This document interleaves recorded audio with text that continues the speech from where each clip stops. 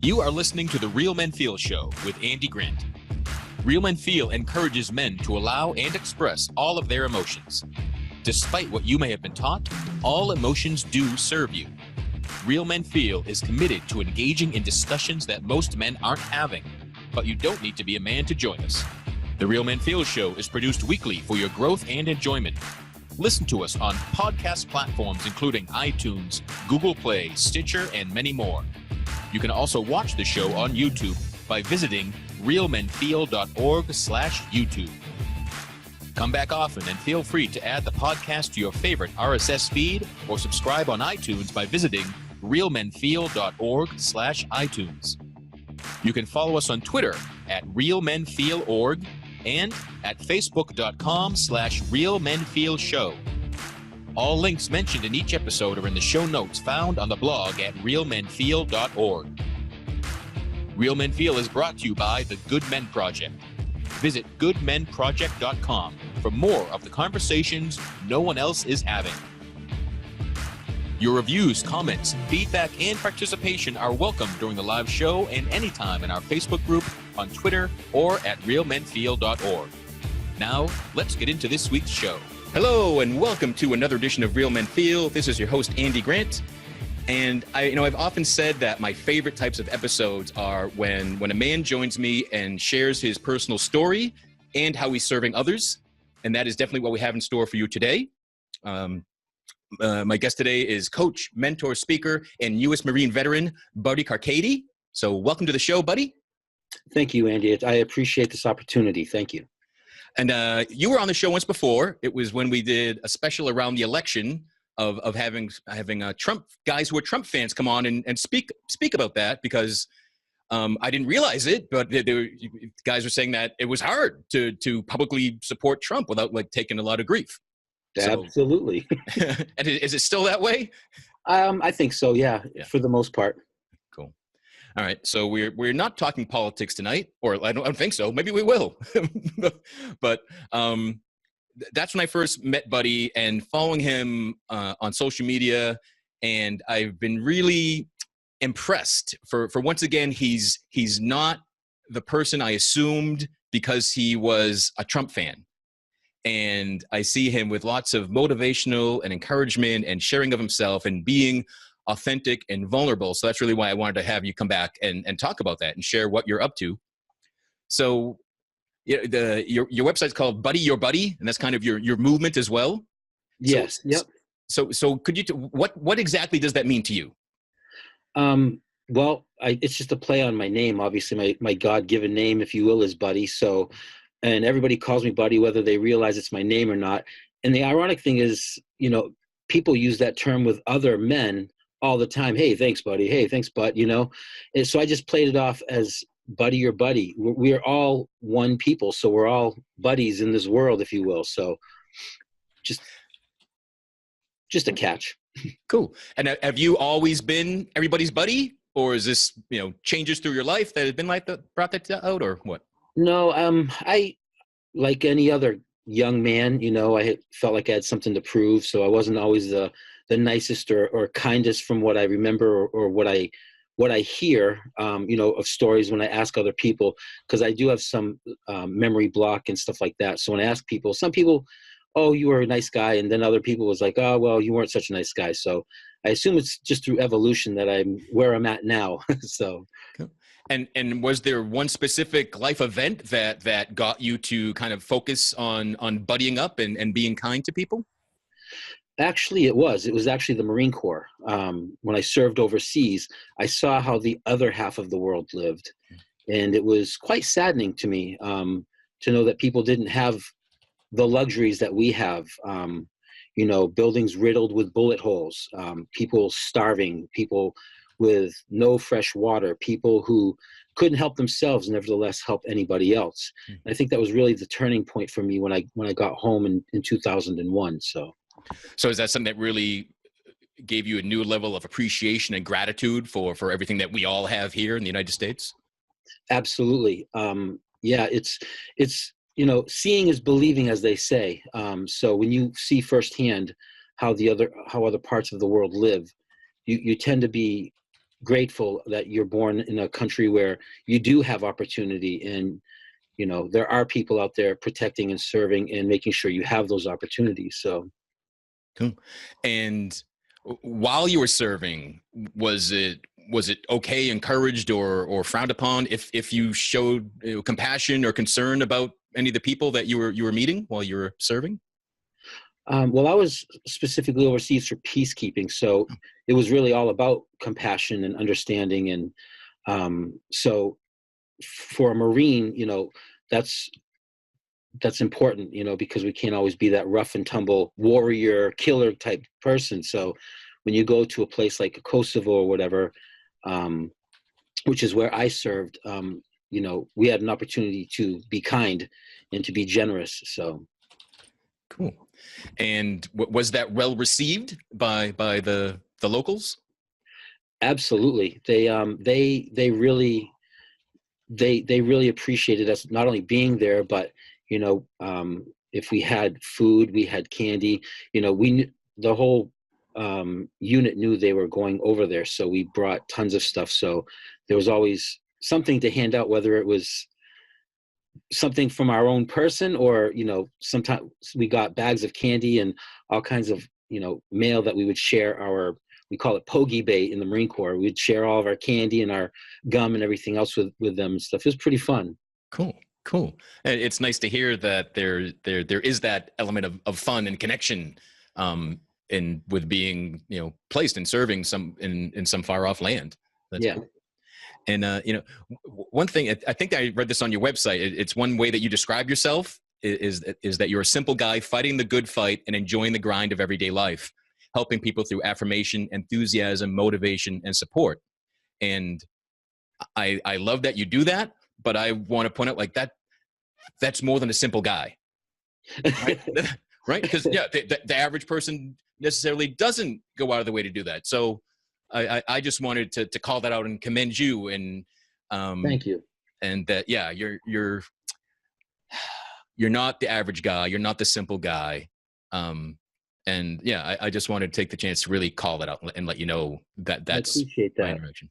Cool. So as you are sharing things on Instagram and doing YouTube videos, is there any one overwhelming message that kind of links everything you're up to and trying to spread out to the world?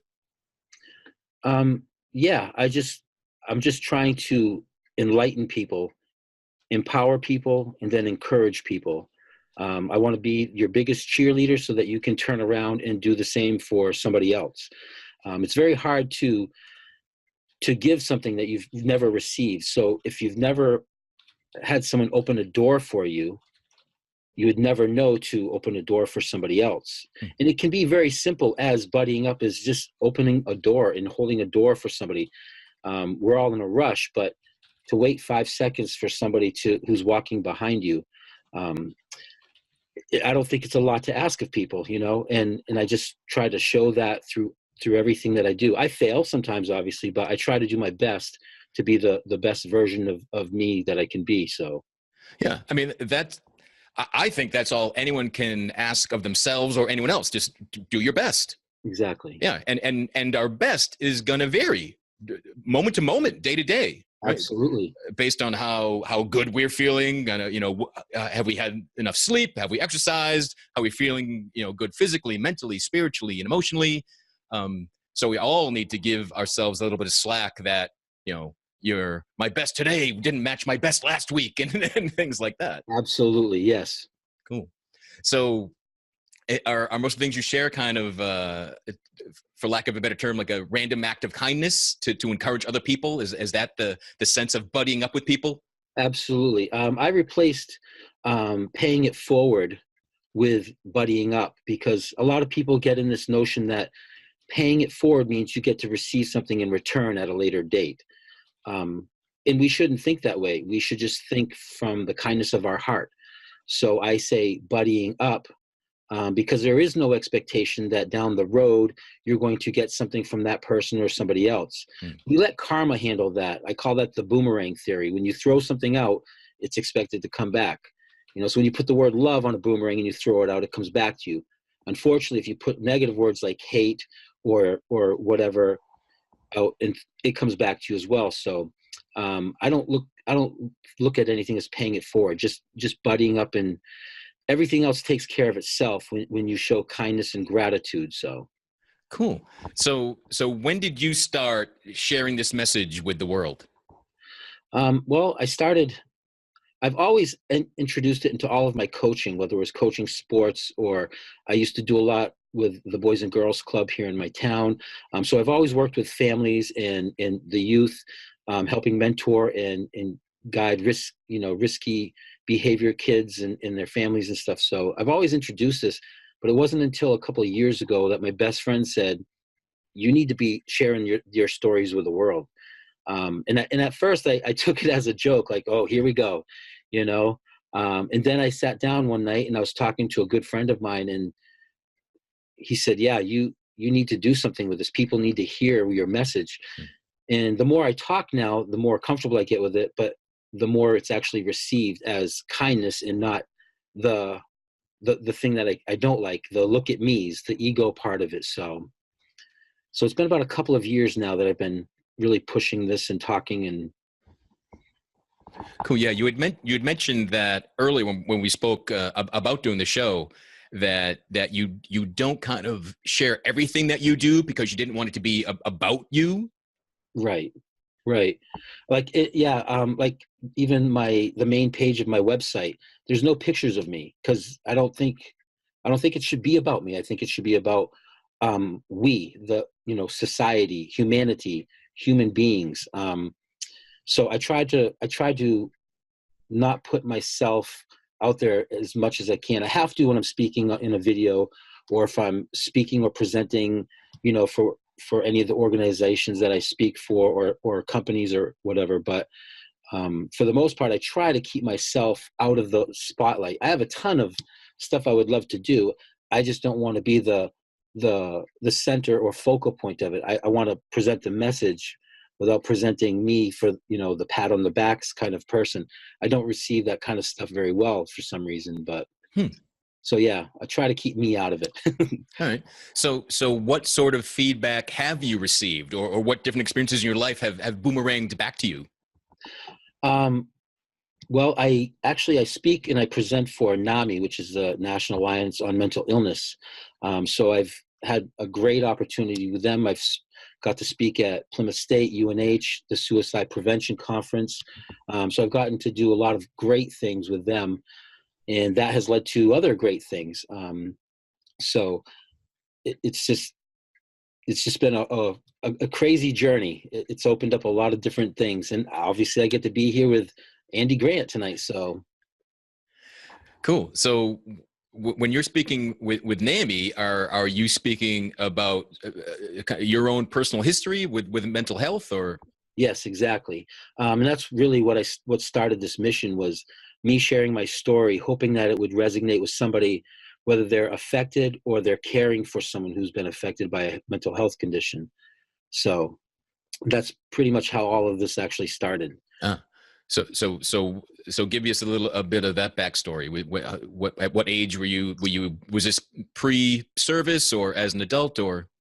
No, this was post-service. This was I got home in 2001, and I actually started seeing symptoms around 2002, and I kind of hid from it all. Actually, I didn't talk to anybody about it. I didn't share my experiences. I just I'm a Marine. I'm a tough guy, everything I've ever done was hard. I played football. I played college football. I was a 4th degree black belt in martial arts. I competed all over the place. Like, everything about me was discipline, and I didn't want to feel beat down or whatever, and I was, how do I say this? Not respected, but I was looked up to by my family and my friends, being a Marine, and having a very good career. And so I went from literally being felt like I was like a superhero to a super zero. And I had a very good career. I worked for my state Health and Human Services, where I got to help people, lots and lots of people. And I ended up having a couple of breakdowns, and I was hospitalized, and suicidal ideation as well as attempts. I went through the whole rigmarole, if you will. And finally, it came down to getting treatment, and the treatment literally saved my life. I'm lucky enough to be a veteran. So, I go to the VA here in my state, and I get to utilize every resource that they have out there. So, and from there, I just started sharing my story and saying it's okay to not be okay. You can have bad days, and you're going to get through them. And I'll put my pom-poms on for you, and we'll start a cheer and get you going. So, so you said that you hid your symptoms, and can you specify your symptoms of what was going on? Well, first it started off with like vertigo, and then I started to get severe ringing in my ears, and then I got afraid of public places. And mind you, at the time I was married, I have 3 children. So not being around them was kind of like not an option, whether it was fireworks or it was the mall or a family get together. I started getting panicky, if you will. And I would literally walk or sneak around, and I vomited a couple of times. Like it got to a point where I started to get depressed from it all. So I spent a lot of time on the couch, and of course my family didn't really know what was going on because I didn't share any of this. I'm a Marine. I don't ask for help. I improvise, adapt, overcome.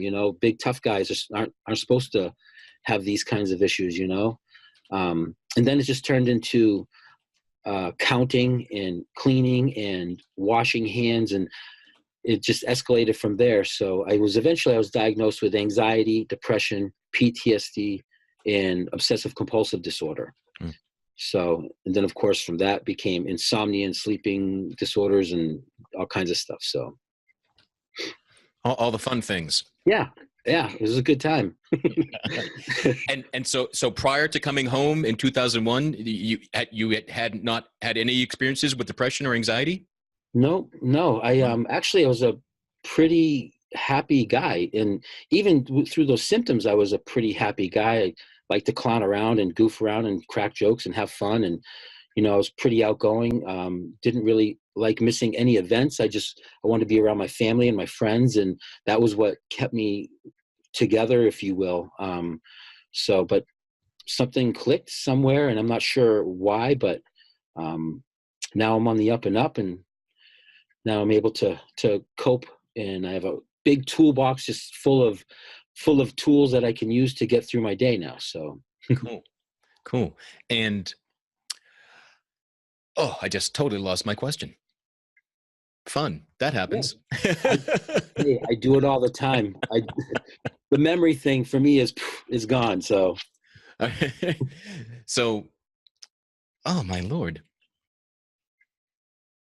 So we're talking about family. We're talking about my toolbox. Right. So was there a specific incident or experience you had that finally made you reach out for help? Yeah, I had attempted my life. I went 8 days without sleeping. And if you do the research on that, I'm not even going to explain to you what goes on, but I went 8 full days without zero sleep. And I was at wit's end, basically. I didn't actually want to die. I just wanted the pain to stop. I just wanted to get over all of this. So luckily I made it through that, and I was hospitalized, and everything worked out for the best. So cool. So when you gave up the act that everything was fine and found yourself surrounded by help, then you could accept it? Yes, actually, because I was placed in a hospital where there were actually other veterans, and there were, other people who were literally in the same boat as me. I realized I wasn't alone. Like this is a real thing. I'm not weak. I'm not a wimp. I'm just going through some type of a struggle, and, talking to people who were in group sessions with me and stuff, and realizing like they're coming out of this, like they're coping now, they're getting through life, and they're back to enjoying, life much better. I realized like, okay, I can do this. I have the strength, I have the discipline to do this. So, yeah. So again, here's some more evidence that you're not a simple guy. You're not the average guy, right? Right. Because willing to ask for help. And I've had the honor of speaking to military audiences a few times, and I have never served, And these guys would tell me how brave and courageous I was, because I could be on stage, and if tears are going down my face, like, I'm still talking. I'm not running away from that. Absolutely. And they would say that terrified them more than, being in combat. Right. And and I found that horrifying. that's what we expect of men these days. Yes, exactly. Or maybe it's better. Maybe we can expect more these days, but in the past, as you said, well, I'm a tough guy. I'm a Marine. I don't have feelings. I don't have time for what's the line from Predator? Ain't got time to bleed. Yeah. But if we don't have time to share our feelings, to tell someone when we can't keep up the act, right, then we end up with suicidal ideation and attempts, and some of those attempts are going to be completed. Right. Absolutely. Yeah. So it's not worth that. And whatever this is something that someone told me years ago, and when I was really depressed, like I get told lots of things when I was depressed and suicidal, and I just ignored them, but I kind of remember them later when I'm feeling better and can receive it. Absolutely. But someone told me that, if you really think that people are going to judge you and think you're weak and all these sort of things, well, just imagine what they'll think if you did kill yourself. That people are be furious and upset, and it's giving up is easier than pushing through. And pushing through doesn't mean lying about how you feel. Pushing through means I'm going to get through this, and I need to buddy up with someone so that I can get through this. Absolutely. Exactly. Because it takes a village, as they say, and even though we're in a society now where it's more about the me and the what I have and the look at me and the I have to keep everything I own kind of thing, we still need each other. We're all in this together. Nobody can do it alone. And even if you say you can, in the end, you're lying. You need somebody. Yeah. And even if you're like, we're social creatures. So even if there's something that you could do alone, like I find it's more fun and enjoyable to do something with other people, be if it's a good activity or if it's some horrible activity. But I have always found over and over in my life, when I'm willing to share something that's bringing me pain, something I'm struggling with, it like gives permission to others to say, oh, I feel that too, or I've gotten through that. But when I balled it up and just denied it, none of these people also shared that they had gotten through it as well. So we're denying help for ourselves, and we're denying others the ability to share their experiences too. So exactly, yeah. And 9 out of 10, you're not the only one going through it at that moment. Oh yeah. You probably know someone who's going through that exact same thing, whether it be a symptom or whatever, with you. But of course, we don't talk about this stuff, and there's the stigma, and that's what I'm trying to get rid of. Is it's okay to talk about this stuff. It doesn't mean anything, but you're going through an issue. You're having to deal with something that someone else may not have to. Yeah, I don't know. I'm not sure how we would get there, but I'd love to see a society, a world where there's more the stigma about pretending that you're fine. Right. Than the other way, right? And that's really why. Yeah, that's part of the reasoning behind this show being called Real Men Feel.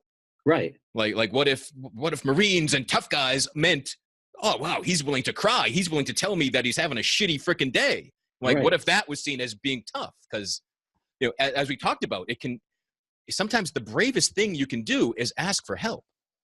Absolutely. So I'd love that to be seen as that's what makes you tough. Your willingness to share, to be authentic, to ask for help. And I think that asking for help empowers other people to ask for help, because when they see the people to the left and the right saying, hey, I need help, then they're more apt to step up and say, yeah, I'm with them. I need help too. So yeah. It's the old cliche, misery loves company. Yes. But so does happiness. Exactly. Right. It's not only misery. So if you can be the first one to say, I'm sick of misery, I'm going to try something else, you'll find others are glad to join you there. Absolutely. Yep. Cool. And you are who you hang around with. And if you're not, then you do become them. So that's the sad part. So it's okay to say I'm not okay. So Yeah. Yeah. And sometimes, again, to improve yourself, if you've hit the point where you want a better feeling life experience and you know that you're worthy of it, sometimes you got to take the hard look around and say, like, you know, I've surrounded myself with people that are content to stay here, and I need to put myself in another environment to get myself to rise up. absolutely, absolutely, yeah. Yeah. Sometimes we get complacent, we get stuck because the fear of the unknown, of anything different. As Americans, you know, we think that change is bad, and we get comfortable. And even if it's a bad situation, we get comfortable in that situation instead of saying, "Hey, I need to change something." So, Yeah. Yeah. I definitely found over and over in my own life of, like when the going got tough for me, I would default to depressive thoughts and actions and suicidal ideation. And even when I knew that's not what I wanted to do, it's what I was used to. So like I said, that my comfort zone wasn't comforting, but because it's what I was used to, I could fall back into it really easy. very easy. Yes, that's why you need tools in the toolbox. Yeah. So what are some of your favorite tools? What helps you the most, or what can you share with people that can help them? The one thing that I do the most is mindfulness, because one thing that's hard to do when you're in a stressful situation, whether it's an anxiety or an obsession or whatever, um, is to allow yourself to go through it. However, to really focus on something other than that. So it's kind of like redirecting your mind. So I practice mindfulness, and I do that now.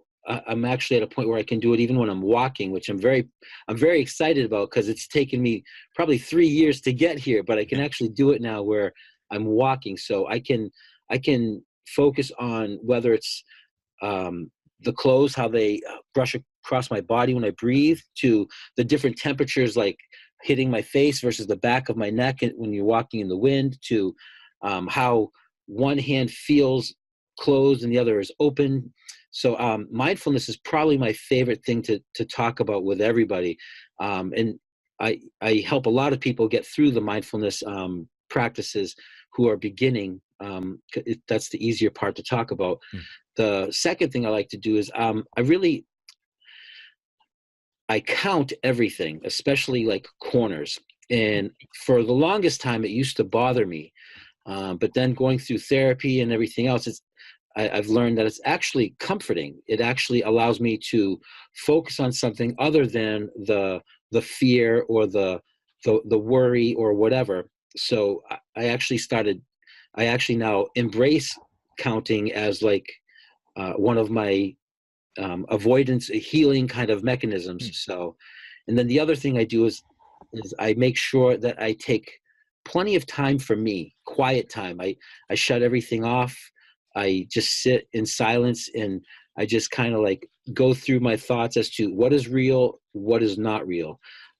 We talk about fear and anxiety is like the fear of what's going to happen. Depression is the worrying about the past. So I try to focus on what is the now when I sit in silence. It's kind of like a mindfulness, kind of like a meditation, but it really helps me to center myself on what is real, what I'm really worrying about, or if it's even worth thinking about. So Cool. That's really interesting. Especially that the counting, because I think you had mentioned being obsessive compulsive was a yes, diagnosis that was made at one point. So I would imagine that counting things, you share that to one person, they go, "Oh, that's a symptom." You share it to someone else, and like, "Oh, no, that's a ritual that helps you." right. And that was the thing, is everybody told me like, oh, that's a bad thing.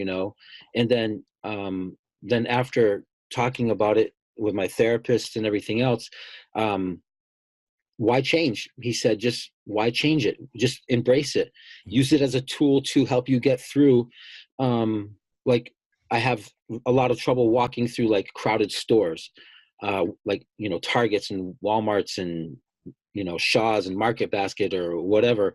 But I'll count the squares, and I'll count the corners of the squares. And, it gives me something to think about and focus on, other than looking up and seeing too many people in a rush and noises and, people smashing carts and whatever happens in the store. So it allows me to focus on something other than the chaos that goes on in my head, because then I obsess about other things. So So it sounds like it's all about recognizing which thoughts serve you and which thoughts don't, absolutely. and then If and they doing don't serve something you, about it. then yeah, Yeah. if those thoughts don't serve you, then they don't need to be there. Mm. So you find something that does serve you. Mm. And has that gotten easier over time with practice, or is some aspect of this kind of still difficult? Or Oh, there are days that it's difficult, but for the most part, I can actually get in a store um, pretty pretty easy now compared to. I mean, I used to have to, you know, vomit and all kinds of stuff getting into a store. I would literally have a full-fledged anxiety or panic attack. I've had, people like help escort me out.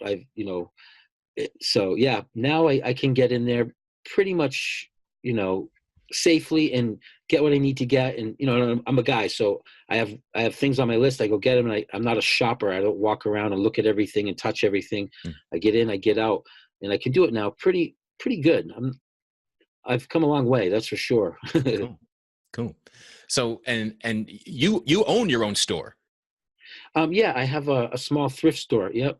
Um, and this is probably the most fun that I've had in a long time, because my stores, I'm in a very unique situation where I don't take money from my store. All the money that I make, I donate back to the homeless, to veterans. Oh, wow. So I buy socks, I collect blankets and hats and everything, and basically for the most part, like if I get it for free, I give it to someone in need for free. So I keep the prices very, very low so that those who are in need can just come in. They can get something really nice for a very reasonable price, and they don't have to, worry about their kids literally eating on the floor. Mm. I had heard a story from a friend whose friends were eating on the floor, and I said, "Come on in, let's get them a table and chairs." And so it's awesome to be able to do that kind of stuff, because I'm a firm believer in that one good turn begets another one. So when they're in a position, they will help somebody that is in need. So Cool. So I love, so the buddying up is coming through in your personal relationships, in what you put out to the world, and in how you run this business. absolutely, yeah, yep. Cool. It's pretty fun. It's very fun. All right. I just wanted to call out the store because it seems such like a self-induced challenge for someone that I don't like going to stores. Oh, I own a store and I spend most of my days in my store. It's just, Well, this is the funny thing is I can control the vibe in here, the energy. So like when you walk in my store, it's got a very old school feel. I play oldies all day long, and who doesn't like oldies? You hear oldies and you want to dance, right? And I've got very unique things. So people will come in, and on average, they'll spend about 20 or 25 minutes just walking around in my little store.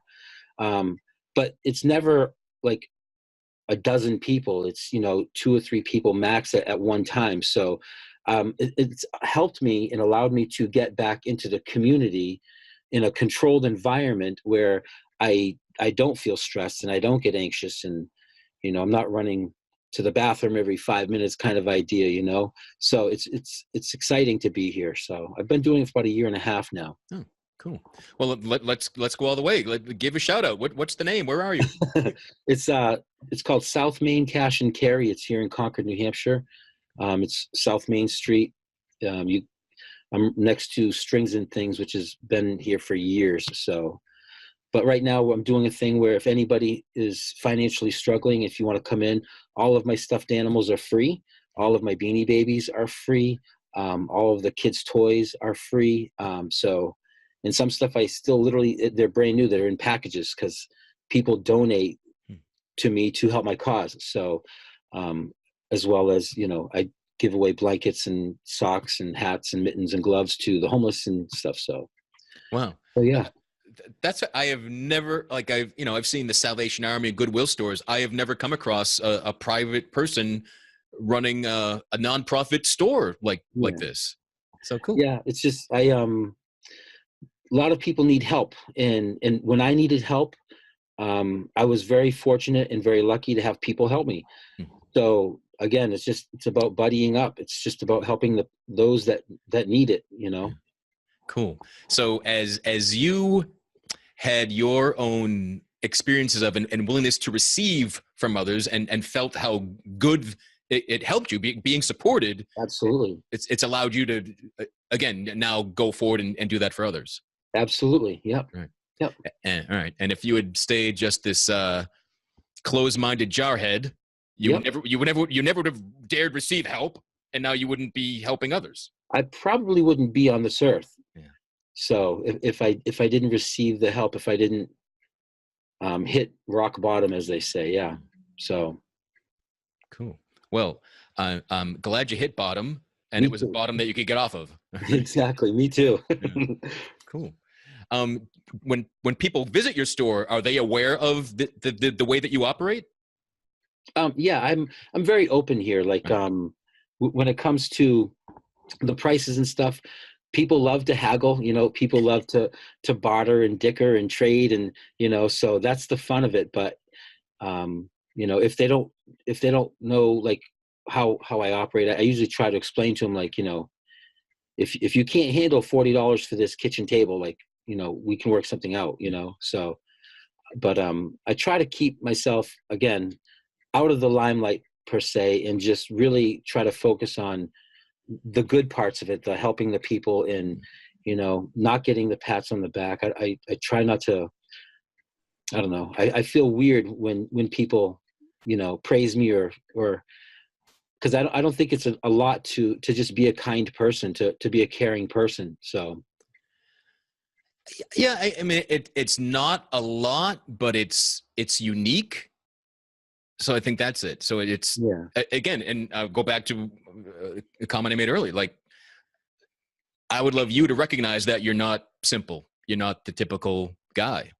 And, you know, maybe there's some part of you that doesn't, I don't want to admit that Buddy is special. and you know. Oh, I mean, I think we're all special, but I refer to simple as just being like, I don't live an extravagant life. You know, I live very simple. I don't, you know, do the whole, like, my pictures are raw. My videos are unedited. Like, I don't believe, I don't try to hide my mistakes, if you will, in what I'm creating. And I try to be as genuine as possible. And I think the people that put on a facade, I think that makes it difficult. Whereas I try to be more open, and that makes it simple, you know? Yeah. So. Cool. I got you. You know, talking about not receiving the pats on the back as well. When we spoke, but before the show about you being on, you closed off with a comment put to me that I'm like, it took me by surprise. I had no response. I don't even know if you realized that, because we were really just ending. But you know, we were saying, you know, we were saying goodbye and we'll talk to you soon. And you said, I appreciate you. Yes. And and that just like, I felt like a deer in headlights. I'm like, and I just said, all right, bye. And I closed down Zoom. Like, that was so weird. And I paused and relaxed and like received it after the fact. But I was trying to like, what was that about? And it was just because, you know, we're so used to, or actually I'm so used to automatic things like, well, goodbye, see you later. Hey, how you doing? Thank you, please, good night. And I appreciate you. Like, oh, well, this requires me to like think and receive that and have some different response. Then, yeah, you too, man. Like, wait. So I just wondered if you noticed that, or did I like get out of it quick enough? I get that same response all the time. I actually did a social experiment.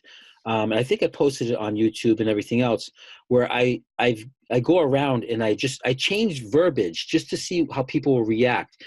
And I appreciate you is one of the things that I say now, because people really do believe you when you say I appreciate you, versus the typical common thank you or whatever. I said it one time at Market Basket, and then directly behind me, the person directly behind me said it to the cashier too after.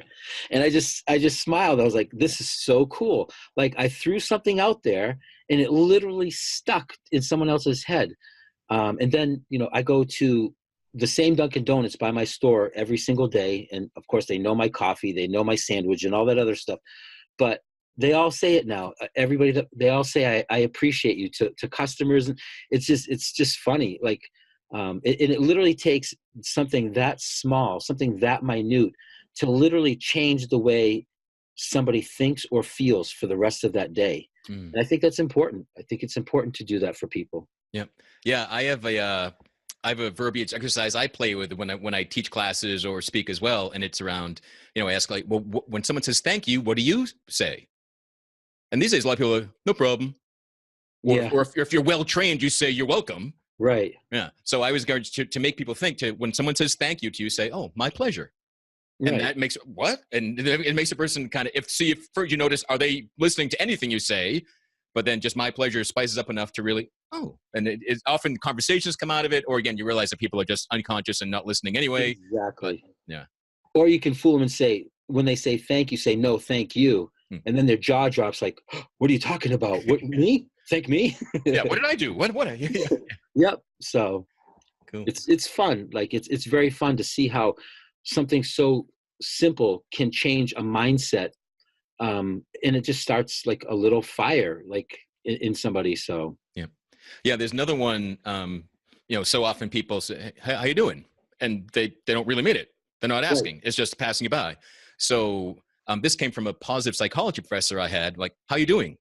Really? And, like that pause. And that actually like, oh, you really? Oh, okay. And right.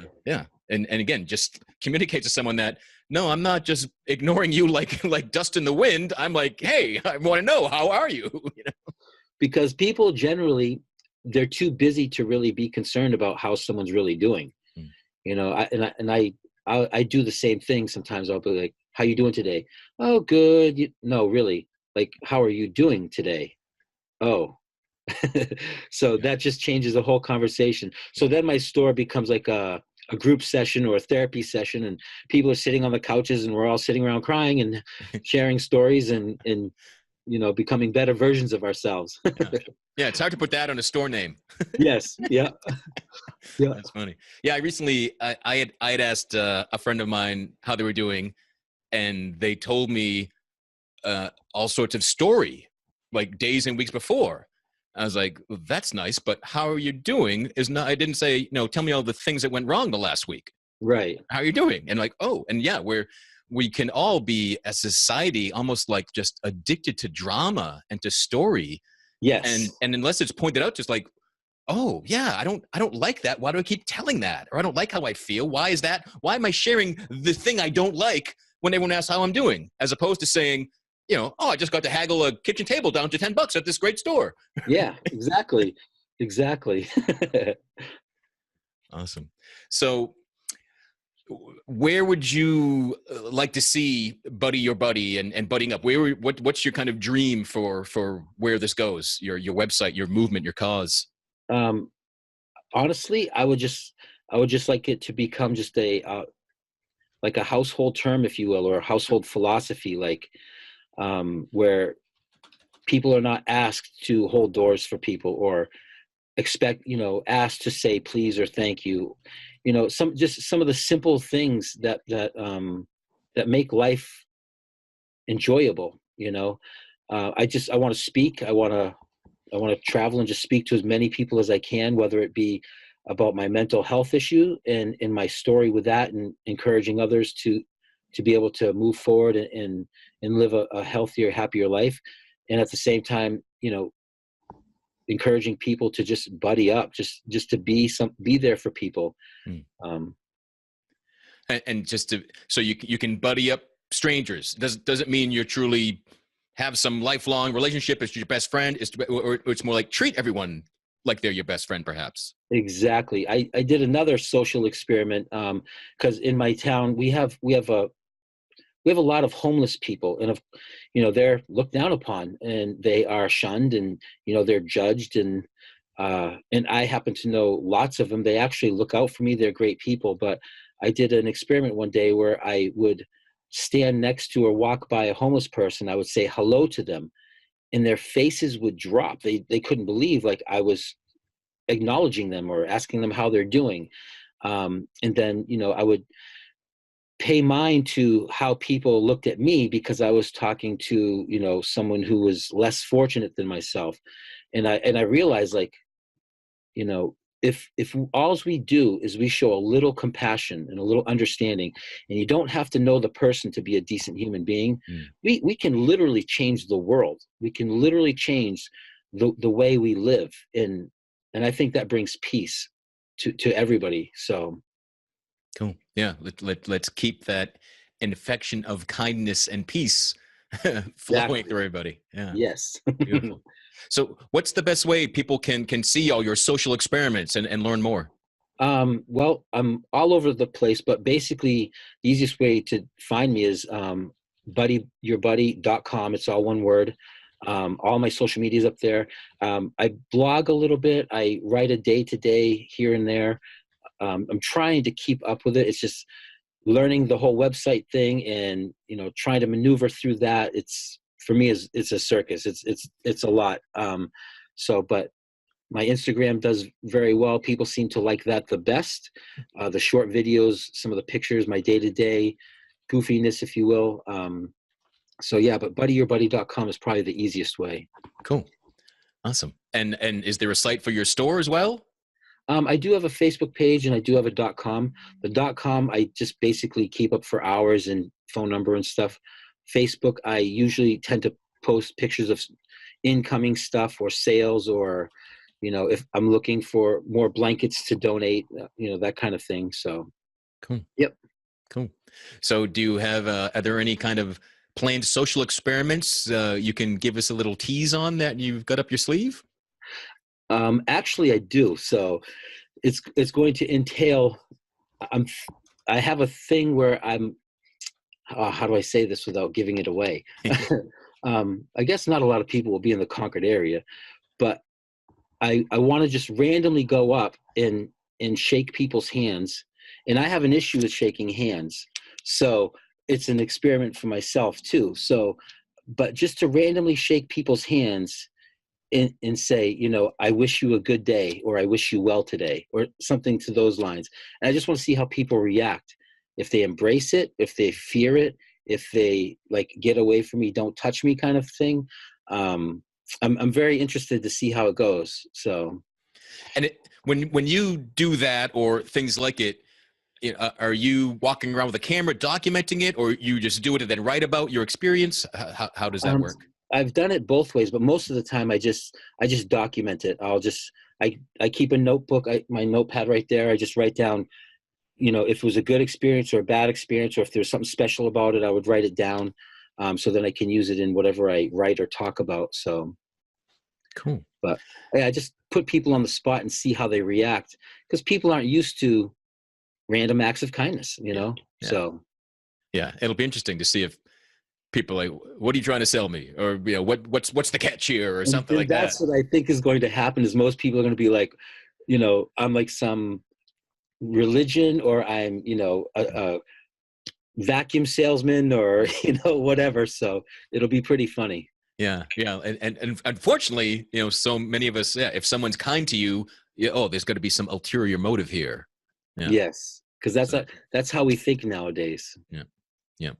And again, that we're taught that somehow. Like I can't think of anyone who, I don't recall my parents ever saying, never trust someone who's kind to you, but right. Somehow we got it from somewhere. Yeah. I don't know where the turning point was with me either. Cause I was the same way for a while. Like, don't trust anyone who's too kind to you. Why not? That's silly, but we'll see. We'll see how it all goes. Right. Yeah. This is reminding me of something, and I'm going to share this so that I make myself do it. Wayne Dyer used to have talk about a favorite thing he would do for his birthday would be take out cash from the bank and give out money to homeless people.